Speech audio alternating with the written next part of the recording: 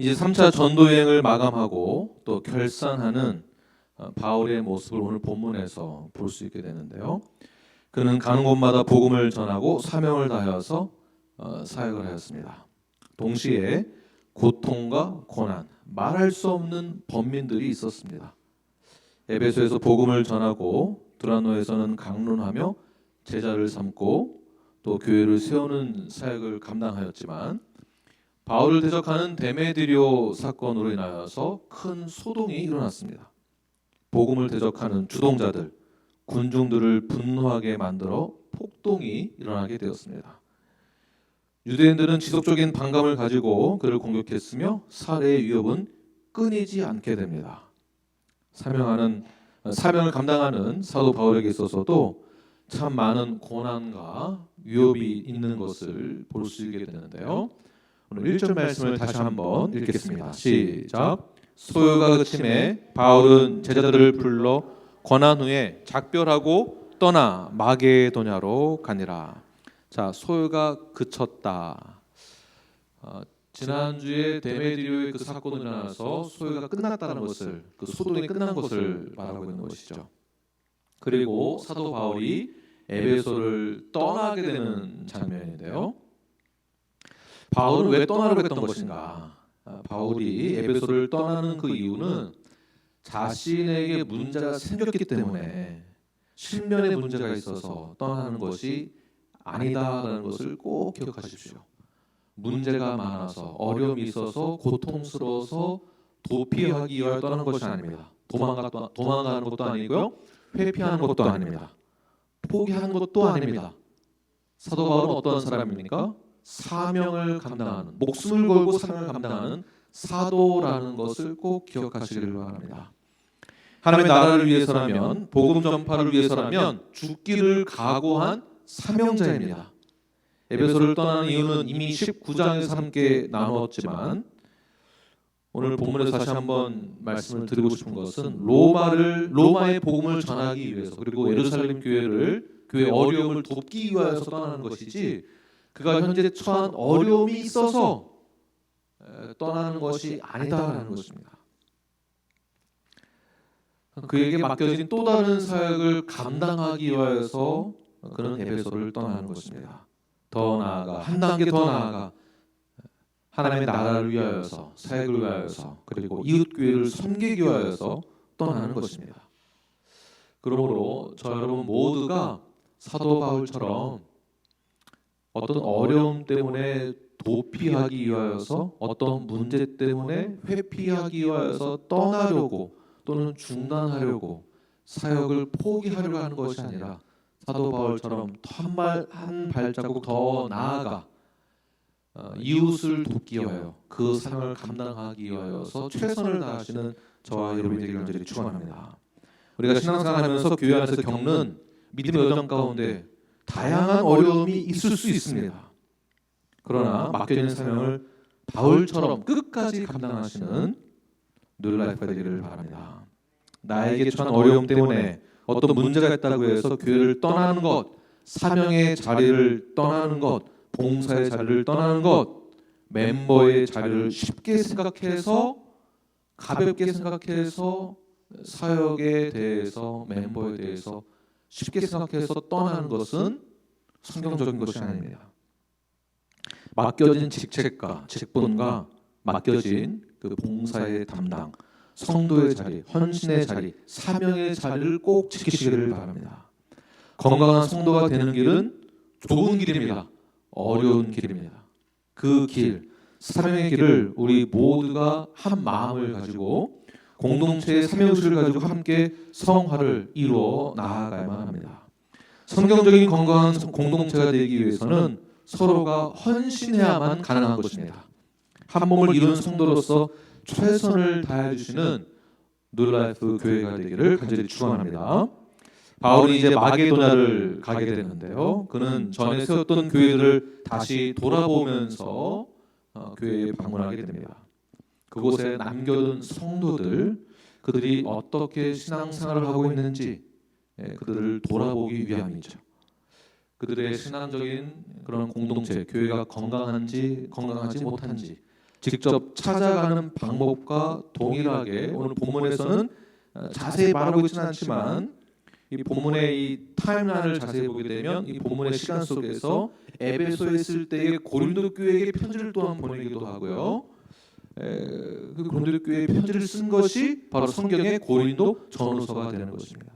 고린도 교회에서 나게 된 여러 가지 교회 소식을 듣고 난 뒤 그는 직접 방문하기도 하고 또는 편지로서 그들을 격려하며 복음의 진리에 관한 그 내용으로 그들을 권면하고 위로하고 칭찬하며 격려하는 사랑과 복음의 진리를 선포하는 그 사역을 어디를 가든지 다 감당했다는 것입니다.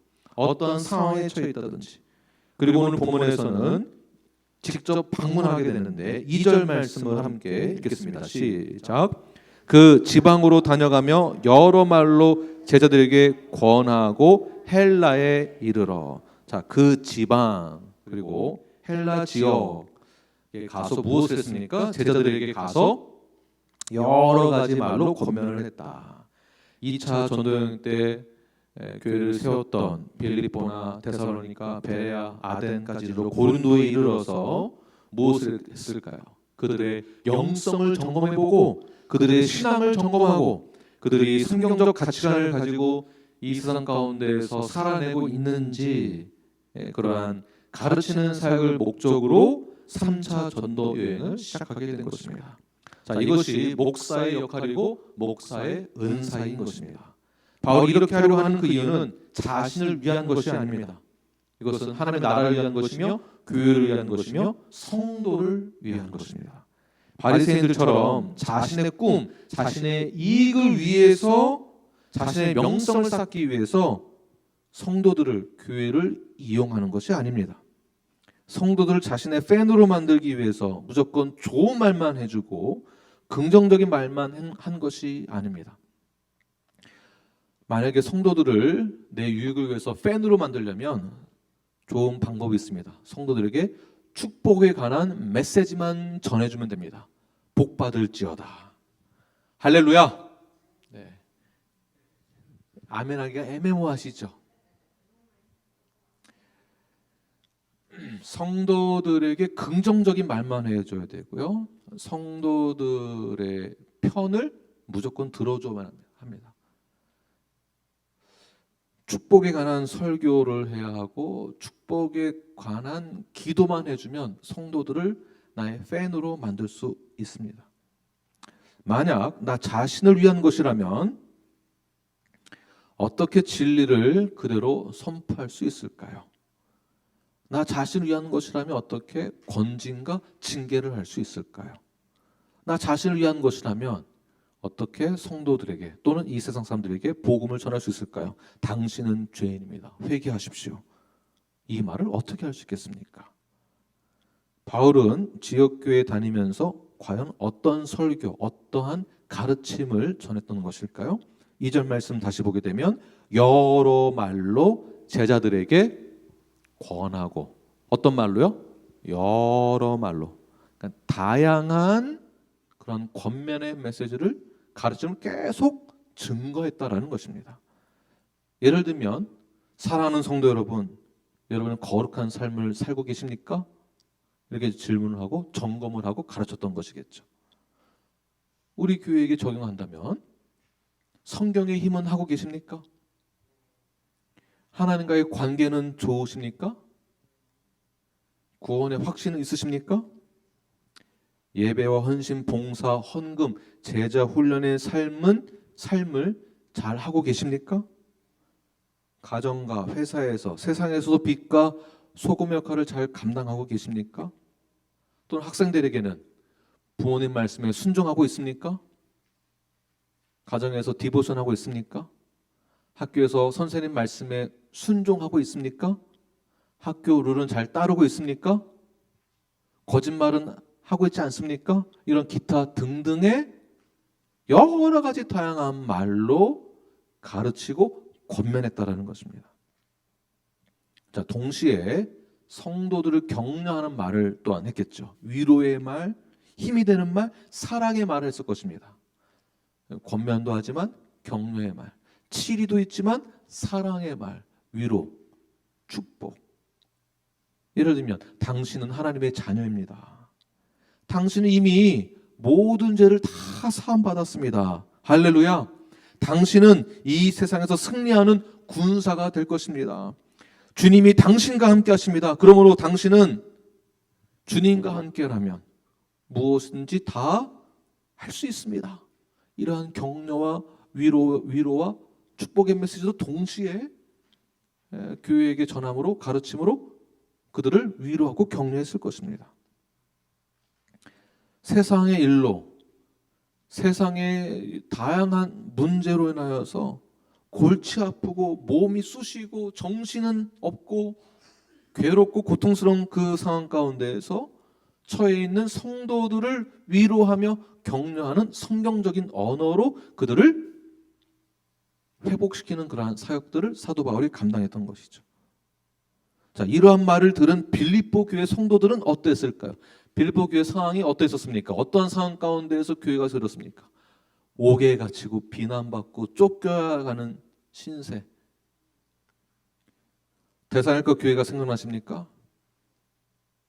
그 교회에서 그 신앙을 지키기 위하여서 고통받는 그들에게 사도 바울의 그 권면의 메시지는, 위로의 메시지는, 격려의 메시지는 얼마나 큰 힘이 되었을까요?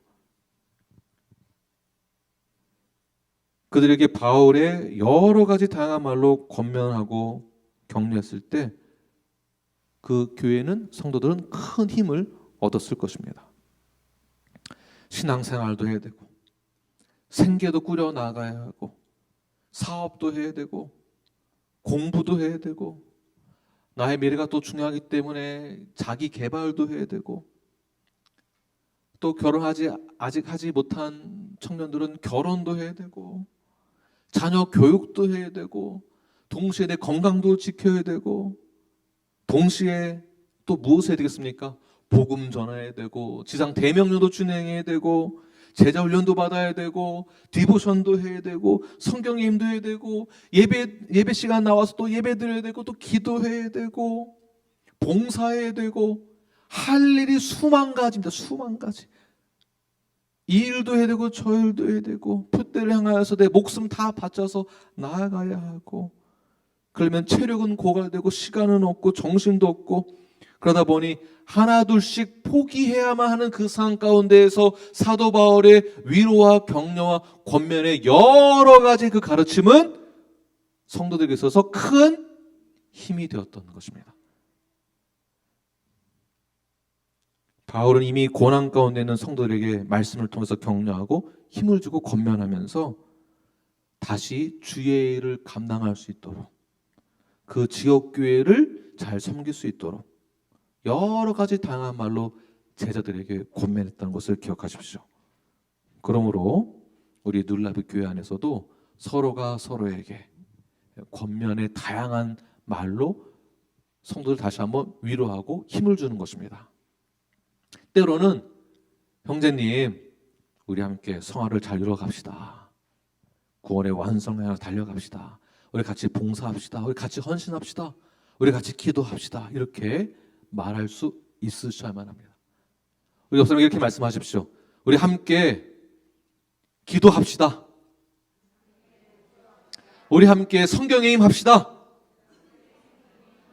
우리 함께 제자훈련 받읍시다.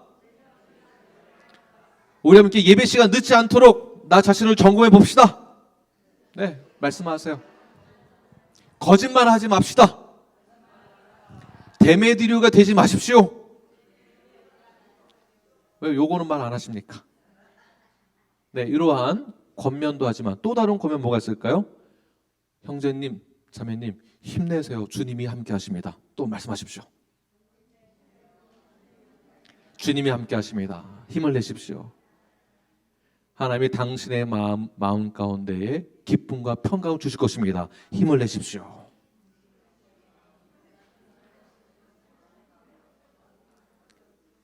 우리 모든 교회 성도들이 당신을 서포트하고 기도하고 있습니다. 힘을 내세요.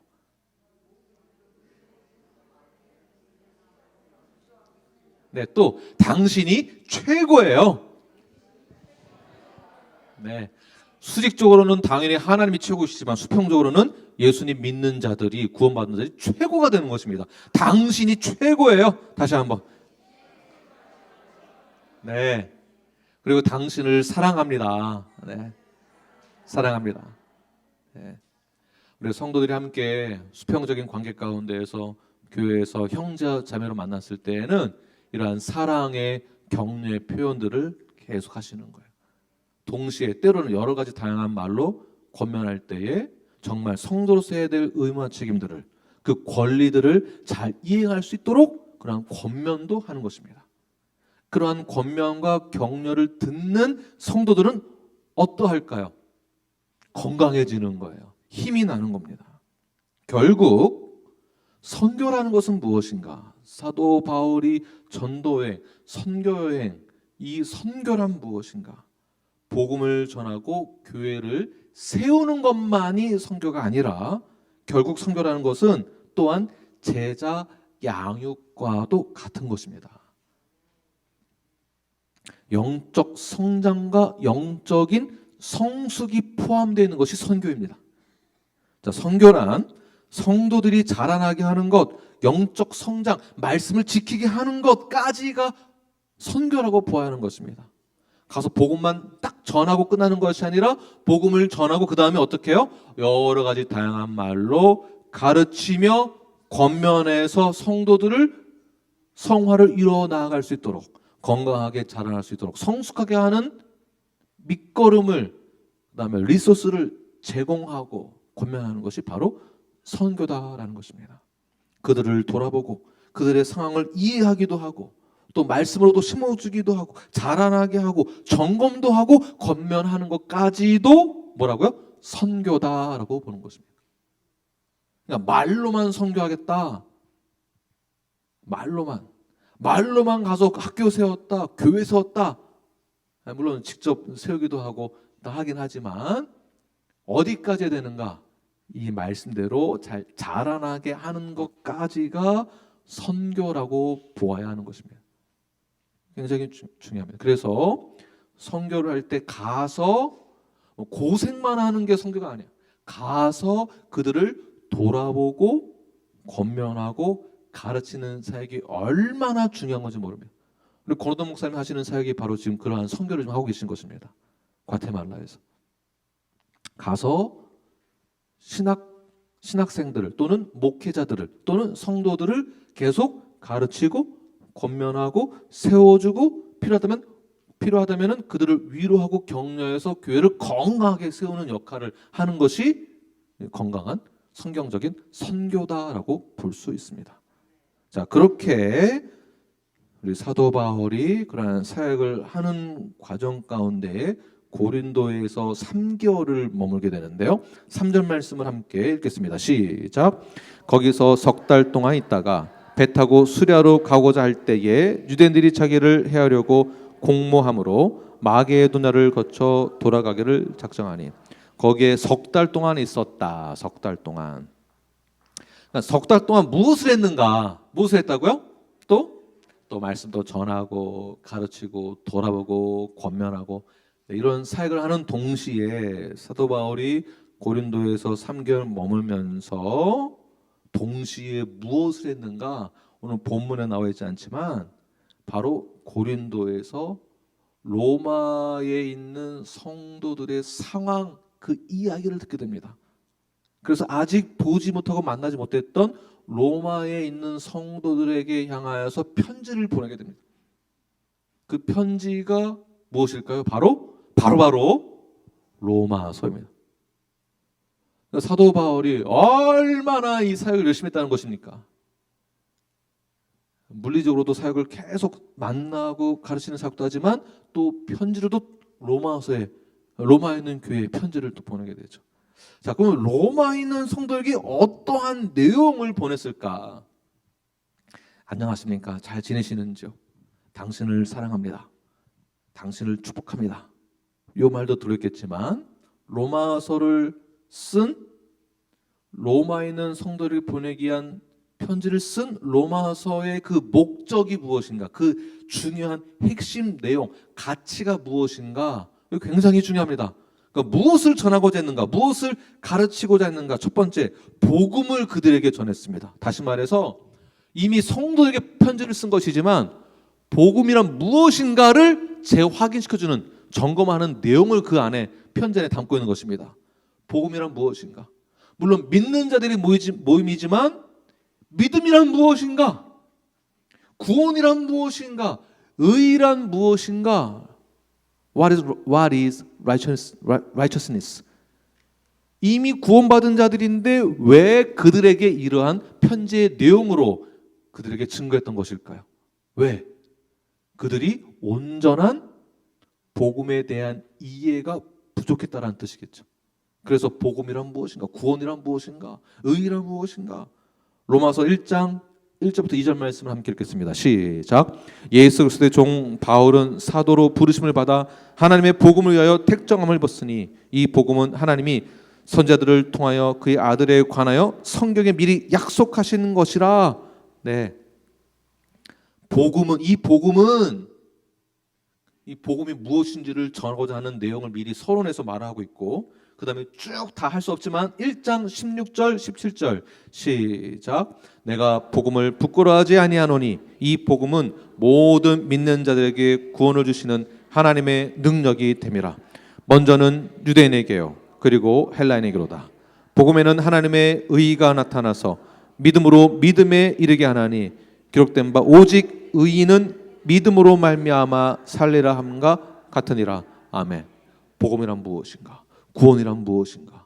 믿음이란 무엇인가? 의란 무엇인가? 두 번째로 또 그가 무엇을 증거하고자 했던 것일까요? 바로 의로움은 무엇인가? 자, 의롭다라는 것은 결국 율법의 기능적인 부분이 있는데 그 율법이 무엇이냐? 그 율법을 통해서 하나님 나타나고자 하시는 하나님의 그 의가 무엇이냐? 의롭게 된다는 것은 결국 무엇이냐? 이 법만 지키면 다 되는 줄 아느냐? 그거 아니다. 이런 말을 하고자 그 의로움에 대해서 증거하는데요. 로마서 3장 19절 20절 시작. 우리가 알거니와 무릇 율법이 말하는 바는 율법 아래에 있는 자들에게 말하는 것이니 이는 모든 입을 막고 온 세상으로 하나님의 심판 아래에 있게 하려 함이라. 그러므로 율법의 행위로 그의 앞에 의롭다 하심을 얻을 육체가 없나니 율법으로는 죄를 깨달음이니라. 율법이 무엇인지, 어떻게 해서 이루어질 수 있는지, 또 로마서 5장 1절부터 5절 말씀 굉장히 중요하기 때문에 5절씩이나 제가 함께 읽는 것입니다. 같이 시작. 그러므로 우리가 믿음으로 의롭다 하심을 받았으니 우리 주 예수 그리스도로 말미암아 하나님과 화평을 누리자. 또한 그로 말미암아 우리가 믿음으로 서 있는 이 은혜에 들어감을 얻었으며 하나님의 영광을 바라고 즐거워하느니라. 다만 이뿐 아니라 우리가 환난 중에도 즐거워하나니 이는 환난은 인내를, 인내는 연단을, 연단은 소망을 이루는 줄 알미로다. 소망이 우리를 부끄럽게 하지 아니함은 우리에게 주신 성령으로 말미암아 하나님의 사랑이 우리 마음에 부은 바 됨이니. 아멘. 이러한 로마서에서의 내용은 로마 교회에 있는 성도들에게 복음의 그 핵심, 그 가치를 자세히 증가하고 있습니다. 흔들려하고 있는 성도들에게, 애매모호한 상태에서 좌지우지하고 있는 그런 상황 속에서 그런 복음의 진수를 증거하게 됩니다. 가짜 목사, 가짜 선생에 전하는 가짜 복음을 버려라. 그리고 복음의 진정한 이 진수를 깨달아라. 세 번째, 복음의 구체적인 그 적용을 이렇게 하라라고 말씀하고 있는데요. 그리스도를 믿는다는 것은 결국 무엇인가? 연합은 무엇인가? 그렇다면 복음을 받았다면 새로운 생명이 됐는데 새로운 생명을 가진 자들은 어떻게 살아가야 되는가? 새로운 삶이란 성령을 따라가는 성령의 삶은 무엇인가? 로마서 6장 3절과 4절 말씀 함께 읽겠습니다. 시작. 무릇 그리스도 예수 합하여 침례를 받은 우리는 그의 죽으심과 합하여 침례를 받은 줄을 알지 못하느냐? 그러므로 우리가 그의 죽으심과 합하여 침례를 받음으로 그와 함께 장사되었나니 이는 아버지의 영광으로 말미암아 그리스도를 죽은 자 가운데서 살리심과 같이 우리로 또한 새 생명 가운데에서 행하게 하려 함이라. 네, 복음을 받아들였다면, 구원을 받았다면 이제는 새 생명 가운데로 들어가는 것입니다. 로마서 8장 1절과 2절 말씀을 우리 영어로 학생들이 큰 목소리로, 우리 보라하고 조이, 예람이도 함께 큰 목소리로 읽겠습니다. 시작. Therefore.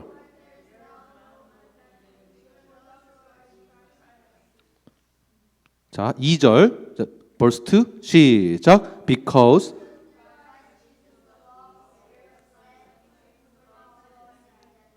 네, 아멘. 우리 함께 한글로 읽겠습니다. 시작. 그러면 이제 예수 그리스도 안에 있는 자에게는 결코 정잠이 없나니 이는 그리스도 예수 안에 있는 생명의 성령의 법이 죄와 사망의 법에서 너를 해방하였음이라. 아멘. 할렐루야. 네. 이 말씀을 듣는 로마에 있는 교회 성도 어땠을까요? 그렇지, 복음이 이런 거였지. 생명의 그 성령의 법이 죄와 사망의 법에서부터 나를 해방시켰지. 그렇지. 로마서 8장 12절부터 14절까지 우리 한글이 편하신 분들은 한글로, 영어가 편하신 분들은 영어로 동시에 우리 한글과 영어로 함께 읽겠습니다. 시작. 그러므로 형제들아 우리가 빚진 자로 돼 육신에게 져서 육신대로 살 것이 아니니라. 너희가 육신대로 살면 반드시 죽을 것이로되 영으로서 몸의 행실을 죽이면 살리니 무릇 하나님의 영으로 인도함을 받는 사람은 곧 하나님의 아들이라. 아멘. 할렐루야. 자, 하나님의 아들이 누구라고요?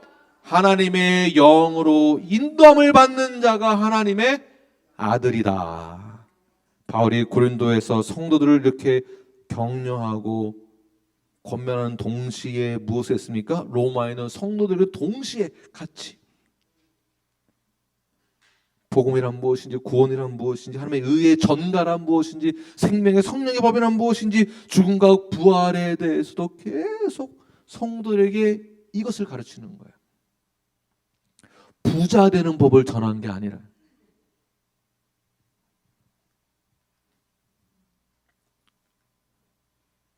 예전에 한국에 차가 별로 없었을 때 차를 처음 사면 무엇을 했는지 제가 갑자기 기억이 나네요.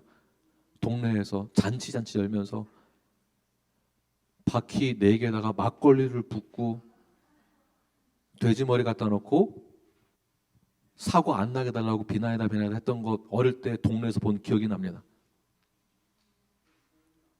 이것이 기독교로 들어와서 목사님 저희 차 샀습니다. 안수기도 해주세요. 차로 가서 차에다 손을 얹고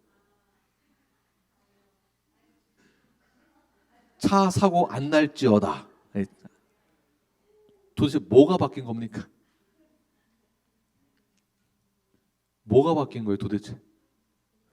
이거 막걸리만 안 뿌렸지 뭐가 바뀐 거냐고요. 우리가 신앙생활을 그렇게 했었습니다. 집 이사 가면은 뭐 했습니까? 축복기도, 이 집안에 복이 들어올지어다. 사업장 오픈하면 무슨 예배 드립니까? 개업 예배, 오픈 예배. 이 사업장에 돈이 동서남북에서 몰려들지어다. 그거랑 돼지머리죠. 소머리 아니죠? 돼지인가요? 돼지머리. 코에다도 넣고 뭐 돈 꽂아놓고 막걸리 붓고 돌리고 뭐가 다른 거예요 도대체? 그래서 사도 바울이 복음이란 무엇인지 교회에게 보내, 구원이란 무엇인지, 생명의 성령의 법이 무엇인지를 전하는 거예요. 죽음과 부활에 대해서, 죄에 대해서.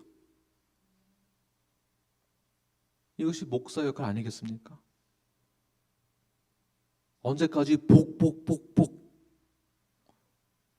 이미 우리는 신앙생활을 할 때 복을 받고 시작한 겁니다. 이미 복을 받고 시작한 거지 복을 받기 위해서 신앙생활을 하는 것이 아닙니다.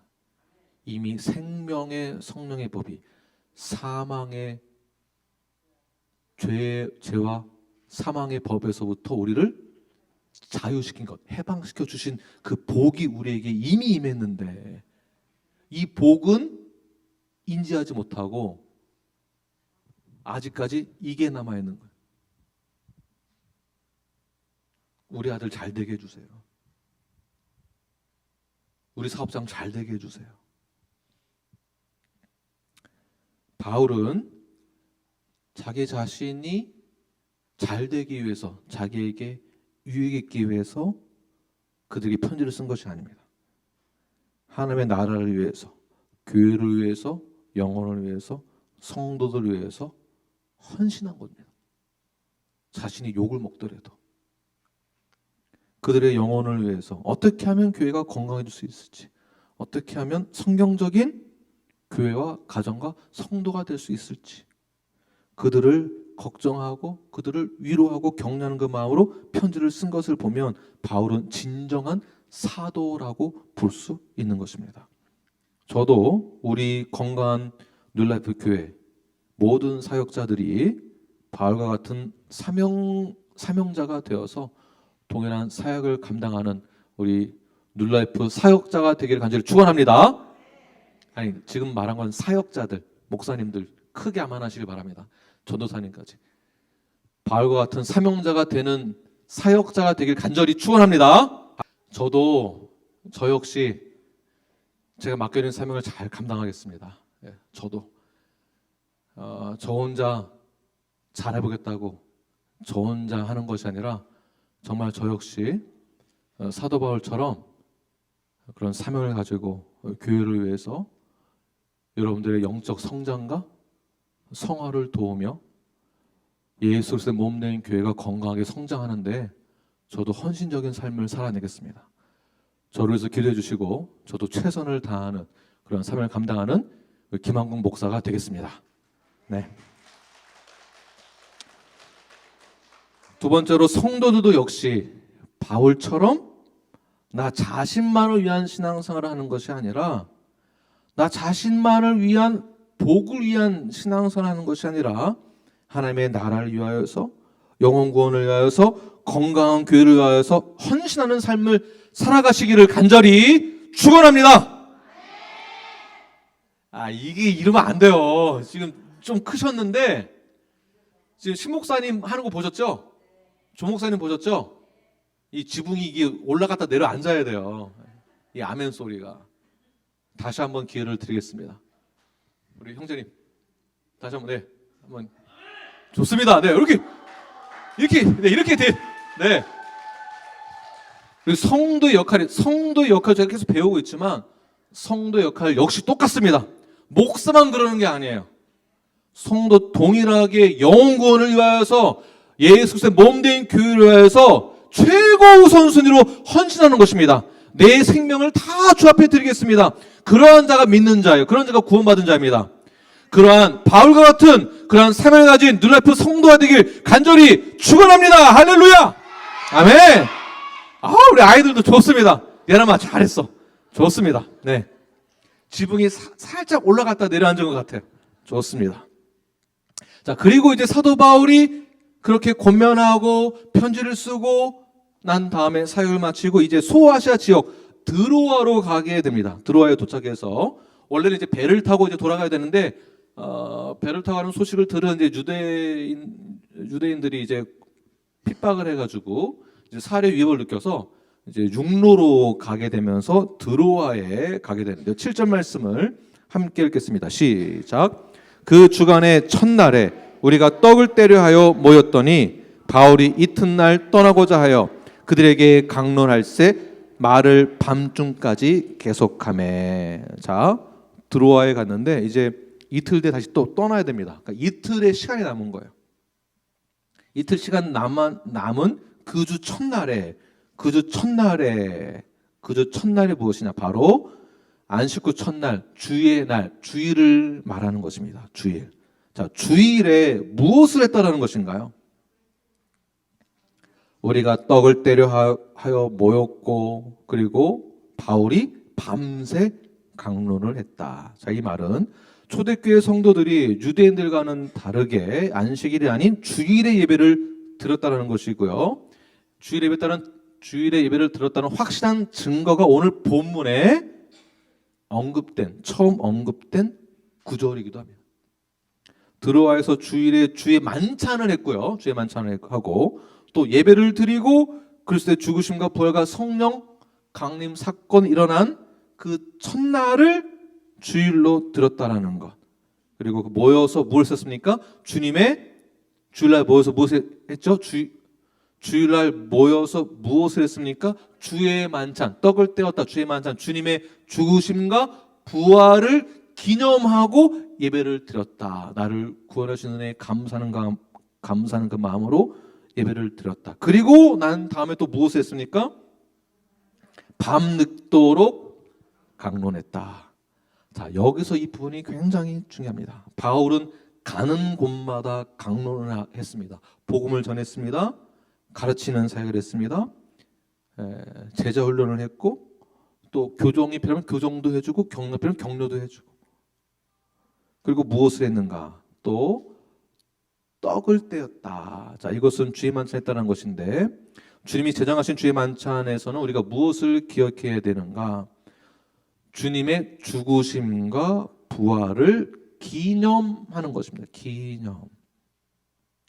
또한 우리의 죄사함과 용서, 주의 살과 피, 주님이 허락하신 이 떡과 잔을 통해서 무엇이 상징됩니까? 무엇을 기념하는 것일까요? 주님의 몸과 우리가 연합되었다는 것을 말하는 것이겠죠. 우리가 주님의 몸에 연합되었다. 무엇을 통해서? 주의 만찬을 통해서 그것을 상징한 것을 우리가 기념하는 것입니다. 이 말은 주님과 하나가 되었다라는 것을 뜻하는 것이고요. 수평적으로는 성도가 하나가 되었음을 뜻하는 것이에요. 그 주의 만찬을 그래서 멤버들이 침례받은 자들이 하는 것입니다. 요한복음 6장 56절 시작. 내 살을 먹고 내 피를 마시는 자는 내 안에 거하고 나도 그의 안에 거하나니. 주님과의 연합을 말하고 있는 것이죠. 자, 주일 예배 후에 사도 바울은 강론을 하고 제자 훈련을 하고 주의 만찬을 하고 또 강론하고 또 제자 훈련하고. 눌라프 여러분, 사회에서 돈 벌고 일하느라, 공부하느라, 사업하느라, 가정을 돌보느라 얼마나 힘이 드십니까? 많이 피곤하시죠? 잠도 못 자고. 괜찮으시다고요? 네.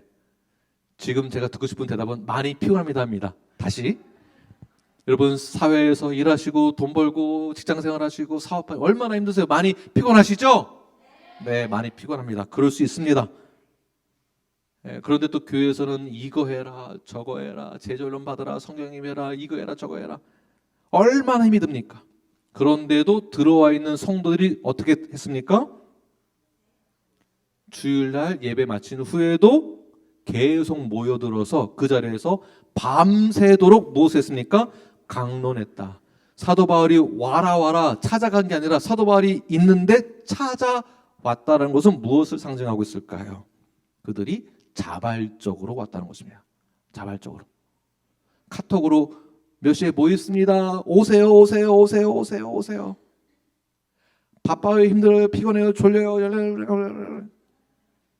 이게 아니고 자발적으로 들어와에 바울이는 그 강론의 자리에, 예배의 자리에, 기도의 자리에, 제자훈련의 자리에, 말씀을 듣는 자리에 자발적으로 왔다는 것입니다.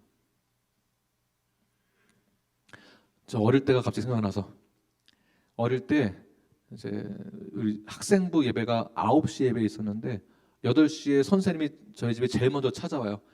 한국아 교회 가자. 이제 나옵니다. 그러면은 또 이제 옆 동네 가서 우리 친구 누가 있을까요? 수연아 교회 가자. 이렇게 대문에서 불러요. 그럼 수연이가 이렇게 나와요. 또 옆집 가면은 또 심재환이라는 친구가 있습니다. 재환아 교회 가자 하면 안 나와. 재환아 교회 가자 나올 때까지 계속 하는 거예요. 그럼 엄마가 나와서 우리 재환이 자요. 그래도 가자 재환아 졸지 말고 가자. 그만 자고 일어나라. 교회 가자. 그래서 나온 친구가 심재환 목사입니다. 그러니까 이렇게 하는 거는 아이들일 경우에는 it is make sense. 그러나 여전히 우리 스스로 능동적으로 자발적으로 의무와 책임을 감당해야 될 성도들에게, 제가 성도님 이름을 함부로 부를 수 없으니까 수연아, 우리 아내 이름이 수연입니다. 수연아, 예배 드리러 가자. 졸르고 졸라서 데려간다는 것은 있을 수 없는 일입니다. 그들은 자발적으로 모여서 바울의 가르침을 받기 위하여서 참여하게 됩니다. 성경의 가르침을 받고 한 발짝 더 나아가 성장하는 그 자리에 그들이 자발적으로 찾았습니다. 어떻게 보면 사경회, 어떻게 보면 부흥회, 어떻게 보면 제자훈련, 기타 등등의 자리에 참여한 것이죠. 들어와 있는 성도들 역시 엄청 피곤했을 것입니다. 낮에 토요일까지 밤 늦도록 계속 일을 하고 주일날 예배드리고 주의 만찬하고 떡을 떼고 또 밤새 강론했을 때 들어와 있는 성도들도 얼마나 피곤했을까요? 피곤하지만 다 모였다라는 것에 첫 번째 의미가 있고, 두 번째, 그들이 그렇게 피곤했는데도 모여서 정확한 시간은 알 수 없지만 바울이 전하는 하나님의 말씀을 듣고자 모인 성도들 가운데에서 그들도 체력적인 한계가 있었겠죠. 체력적인 한계. 졸리고 피곤하고 뒤로 넘어가고. 예전에 제 설교 제목이 일어나라예요. 일어나라. 여러분 일어나십시오. 이게 설교 제목이었어요. 제가 중간마다 여러분 일어나십시오. 아멘 이렇게 다 했거든요. 어떤 성도 한 분이 제가 중간에 일어나십시오 했더니 갑자기 벌쩍 혼자서 일어나시더라고요. 네, 졸다가 내가 일어나고 하니까 일어난 거예요. 그럴 수 있습니다. 충분히 이해됩니다. 네, 그럴 수 있습니다. 네, 그리고 어떤 성도분들은 예배 가운데 그냥 이렇게 조는 게 아니라 거의 이 정도로 가끔씩 나오세요. 거의 예라면은 거의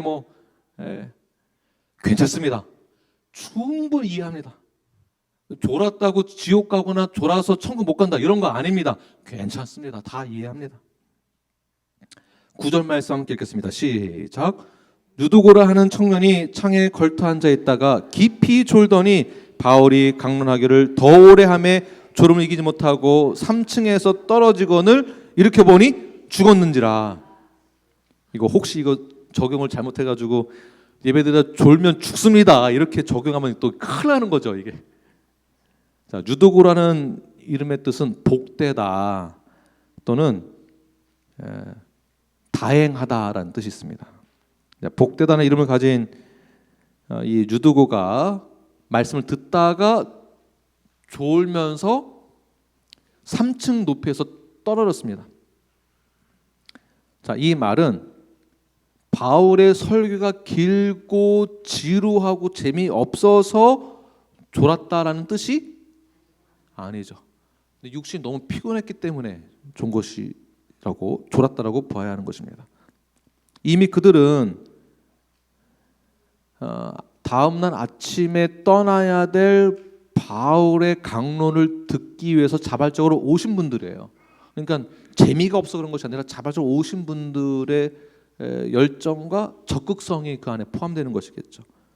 그러나 유두고는 고된 노동에 시달리고 세상의 일로 힘들고 피곤하기 때문에 그런 일도 불구하고 말씀을 듣기 위해서 찾아왔다는 것이 더 중요한 것입니다. 그런 의미에서 오늘 여러분들 이 모든 자리에 참여한 것만으로도 참 대단하십니다.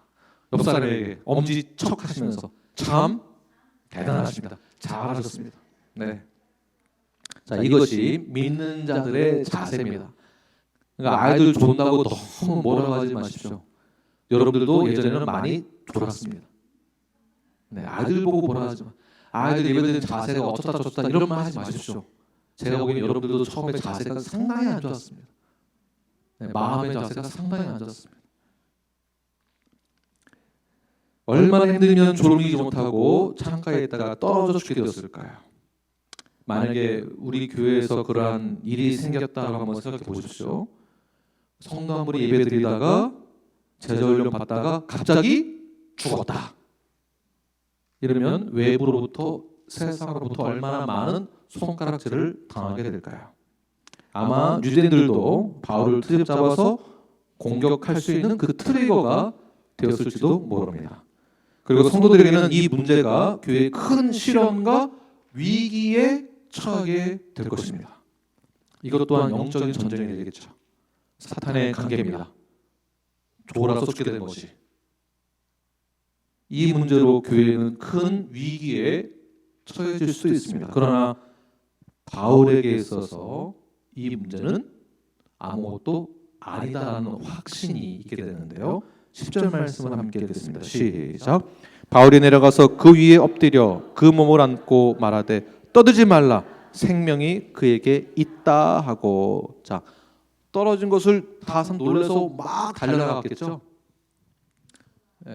죽었는지 살았는지 확인하게 되는데 이것을 보고 바울은 생명이 그에게 있다라고 말했을 때 이제 여러 가지 해석이 있는데 어떤 학자들은 잠깐 기절한 거다. 그래서 바울이 내려갔을 때 기절한 것을 깨운 거다 이렇게 해석을 하는데 그럴 확률이 없습니다. 제가 처음 저도 말씀드린 거지만 저희 작은아버지가 제가 고등학교 때 정확히 3층 높이에서 떨어져서 돌아가셨습니다. 보통 그 높이에 떨어지면은 의도적으로 제가 착지하기 위해서 발로 서는 착지로 하지 않고서는 대부분 충격에 의하면 졸라 떨어지면 머리로 떨어지겠죠. 또는 발로 착지한다 하더라도 척추가 다 무너질 것입니다. 기절했다?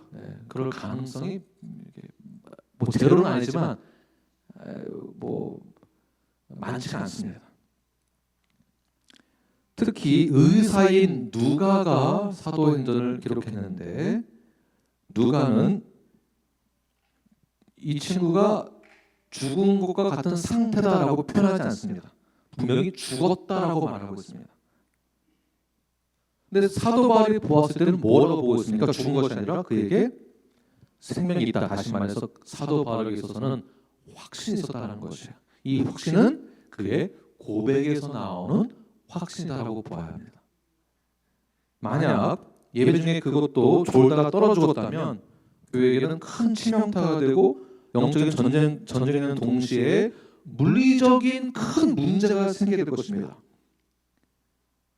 그러나 그 위기와 문제가 오히려 하나님의 권능으로 교회에 큰 힘이 되고 위로가 되는 것을 볼 수 있게 되죠. 11절과 12절 말씀 함께 읽겠습니다. 시작. 올라가 떡을 떼고 오랫동안 곧 날이 새기까지 이야기하고 떠나니라. 사람들이 살아난 청년을 데리고 가서 적지 않게 위로를 받더라. 아멘. 떨어져 죽었는데 또 살아났습니다. 그러고 나서 또 무엇을 했습니까? 또 올라가 떡을 떼어 먹고 또 교제하고 또 떡을 떼 주의 만찬을 또 하고. 그냥 떡 먹고 마시는 거 먹고가 아니라 이때 간증이 있는 거죠. 주님이 살아계시구나. 부활의 주님이 살아계시구나. 나와 함께 하시는구나. 그러고 나서 밤새도록 무엇을 했습니까? 교제하고 또 간증하고 또 주님도 찬양하고 밤새도록 말씀을 듣고 서로 또 간증하고 또 교제하고 또 떡을 떼고 또 예배드리고 또 간증하고 또 서로 위로하고 격려하고. 언제까지요?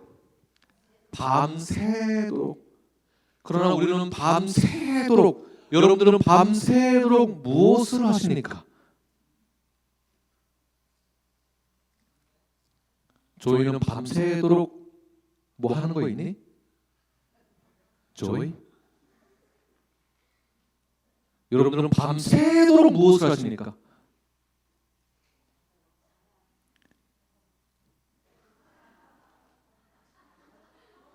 무엇을 하십니까? 밤새도록 게임하고 드라마 보고 노름하고 술 마시고 그러고는 교회 와서는 1시간 앉아있는 것도 힘들다 불평 불만 있으시죠? 그저 웃지요.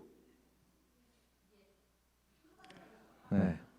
술로 밤을 지새우고 춤추고 노느라 밤을 지새우고 드라마 보느라 밤새우고 축구 보느라 밤새고 월드컵 보기 위해서는 출근이 있음에도 불구하고 새벽에 일어나서 1초도 늦지 않고 15분 전에 TV 틀고 마음의 준비를 합니다. 옷을 차려입습니다. 미리 준비를 다 합니다. 무엇을 위해서요? 월드컵 보기 위해서. 심지어 목사님은 무엇을 위해서 밤을 새십니까? 답변을 하십시오. 빠져나갈 구멍을 만들었군요. 밤을 안 새운다고 하시니. 자, 그렇다면 우리는 성도는 무엇을 위해서 밤을 세워야 할까요? 자, 이 말은 밤을 꼭 세워야 된다는 뜻은 아니겠죠. 무엇에 우리가 의미를 가지고 살아가야 하겠는가? 무엇이 우리에게 있어서 우선순위가 되어야 하는가? 말씀을 사모하는 데에 우선순위가 되어야 됩니다. 말씀을 대하는 자세, 말씀을 사모하고 말씀에 대한 열정을 가지고 있어야 됩니다. 이것이 우리의 우선순위가 되어야 합니다. 유두고와 드로아 교회 성도들은 말씀을 사모하는 그 마음으로 밤을 지새우면서 서로를 어떻게 했습니까? 위로하고 격려하고 또 하나님 어떻게 역사하셨는지 또 간증하고 예배하고 서로를 돌아보고 유두고 역시 하나님의 권능과 역사의 산 증인이 되어서 유두고를 보는 자들마다 어떻게 될까요? 아, 유두고가 저런 간증이 있는 사람이야. 이렇게 바뀌는 거예요. 이렇게 바뀌는 거예요. 한 사람 한 사람들이 유도고와 같은 그러한 간증이 있어야 됩니다. 하나님을 만난 간증. 내가 복받은 간증만 하지 마시고 하나님을 만난 간증. 그리고 교회로부터 어떠한 위로와 어떠한 상징적 의미를 갖고 있는지에 대한 간증이 우리에게 있어야 하는 것입니다. 유두고를 볼 때마다 어떠한 생각이 들까요? 나도 각성이 되고 나도 그렇게 해야 되겠다. 말씀에 대한 사모함이 있어야 되겠다. 또는 유두고를 보면 감동도 있고 감격도 있고 하나님의 은혜가 되고 유두고 한 사람을 통해서 이 한 사람이 복음의 통로가 되는 것입니다. 바로 여러분이 유두고가 되는 것입니다. 여러분을 볼 때마다 감격 있고 감동 있는 것이죠. 은혜가 있고 감사가 있게 됩니다. 옆 사람 보시면서 당신이 유두고입니다.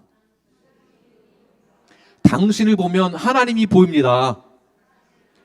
당신을 보면 하나님의 은혜가 보입니다. 수아야, 여기 큰이 너 뭐하니 지금 했어요?